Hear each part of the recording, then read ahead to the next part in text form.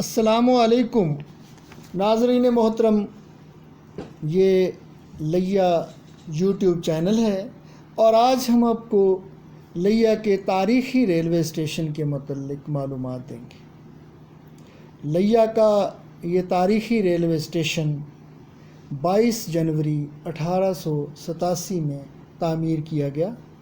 یہ برطانوی حکومت کے عروج کا دور تھا۔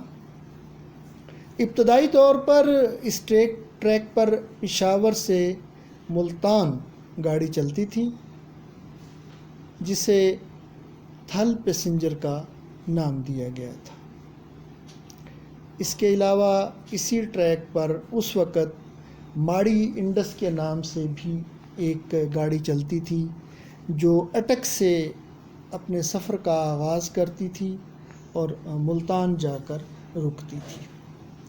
ماڑی انڈس اس علاقے کی سب سے معروف ریل گاڑی تھی، جس نے اس علاقے کی تعمیر و ترقی میں بہت اہم کردار ادا کیا۔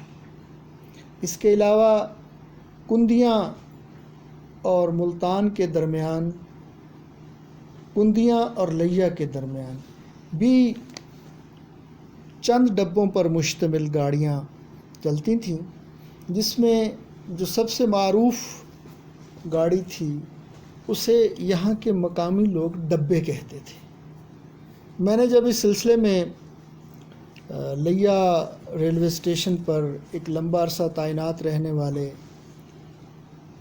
اسٹیشن ماسٹر سے اس گاڑی کا نام پوچھا تو اس نے کہا کہ اس گاڑی کا نام تو ایگزیکٹ اب مجھے بھی یاد نہیں ہے، لیکن چونکہ اس کو ڈبے کہا جاتا تھا تو ہم بھی اور ہمارا سٹاف بھی اور اس گاڑی پر چلنے والا عملہ بھی اسے ڈبے ہی کہتا تھا، کیونکہ کوٹ سلطان، پہاڑ پور، جمن شاہ، لیا، کروڑ، دورٹا، ان علاقوں کے لوگوں کے سفر کا انحصار انہی ڈبوں پر ہوتا تھا، اور انہی ڈبوں پر لیا کے برف خانوں کی برف کوٹدو تک اور بکھر تک سپلائی کی جاتی تھی۔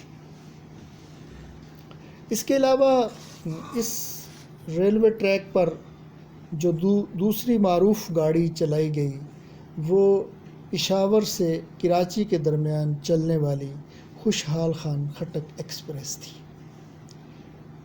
خوشحال خان خٹک ایکسپریس پشاور سے اپنے سفر کا آغاز کرتی تھی اور کراچی میں جا کر اس کا اختتام ہوتا تھا۔ اسی طرح ایک گاڑی پشاور سے چلتی تھی، ایک گاڑی پشاور اور کراچی کے درمیان میں ہوتی تھی، اور ایک گاڑی اس وقت کراچی سے پشاور کے لیے روانہ ہو رہی ہوتی تھی۔ ایک ڈبہ لیا سے خوشحال خان خٹک ایکسپریس کا حصہ بنتا تھا۔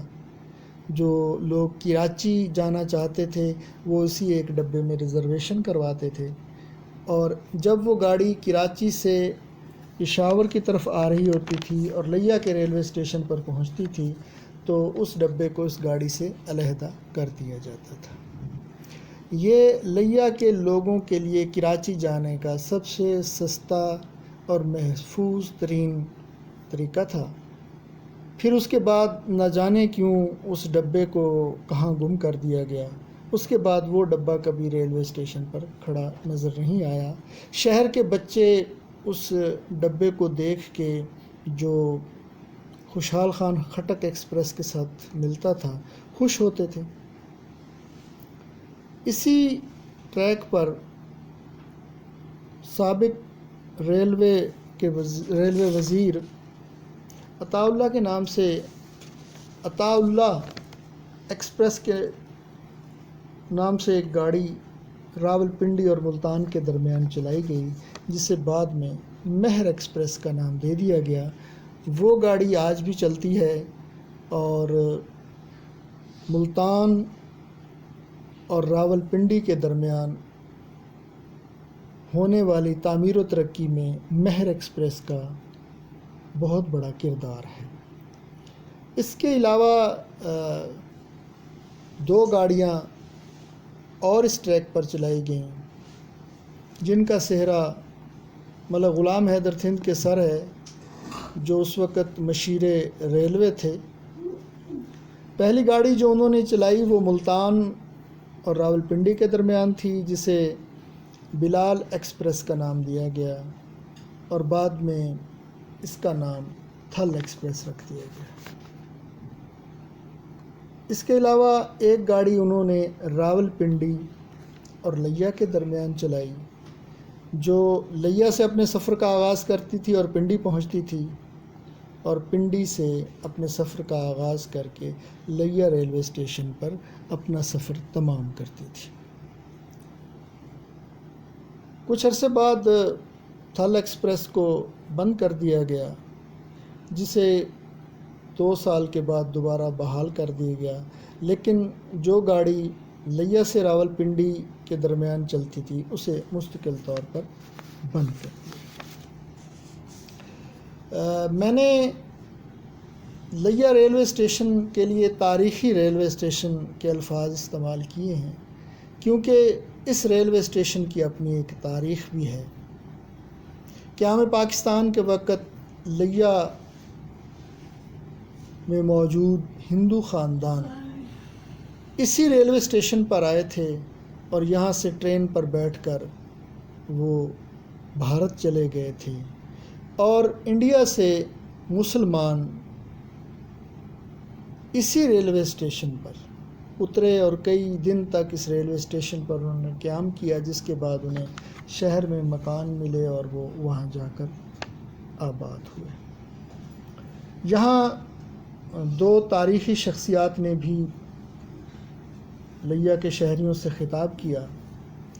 بانی پاکستان قائد اعظم محمد علی جناح کی ہمشیرہ جب سابق آمر جنرل ایوب کے خلاف الیکشن لڑ رہی تھیں، تو انہوں نے اسی ریلوے اسٹیشن کے پلیٹ فارم پہ کھڑے ہو کر لیا کے عوام سے خطاب کیا تھا، اور انہیں قائد اعظم محمد علی جناح کا حوالہ دیتے ہوئے ووٹ دینے کی اپیل کی تھی، اور لیا کے عوام نے بانی پاکستان قائد اعظم محمد علی جناح کی ہمشیرہ کو مایوس نہیں کیا تھا۔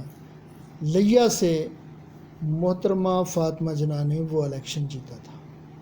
اس کے علاوہ سابق صدر پاکستان جنرل ایوب خان میاں والی جاتے ہوئے لیا کے ریلوے اسٹیشن پر کچھ وقت کے لیے رکے تھے، اور اس وقت جو شہری لیا ریلوے اسٹیشن پر پہنچے ان سے جنرل ایوب خان نے خطاب کیا تھا۔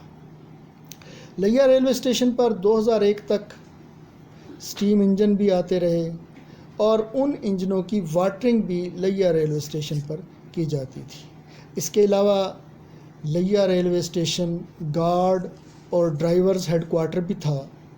گارڈز اور ڈرائیورز کی تبدیلی کا عمل بھی اسی ریلوے اسٹیشن پر مکمل کیا جاتا تھا۔ قیام پاکستان سے قبل تعمیر ہونے والے اس تاریخی ریلوے اسٹیشن کو حکومت پاکستان نے مکمل طور پر نظر انداز کر دیا، جس کے بعد اس ریلوے اسٹیشن کی حالت خراب ہونا شروع ہو گئی۔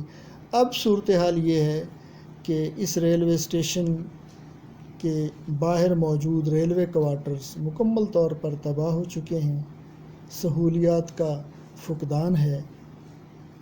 مجھے ایک بزرگ نے بتایا کہ میری بہت ساری یادیں اس اسٹیشن سے وابستہ ہیں۔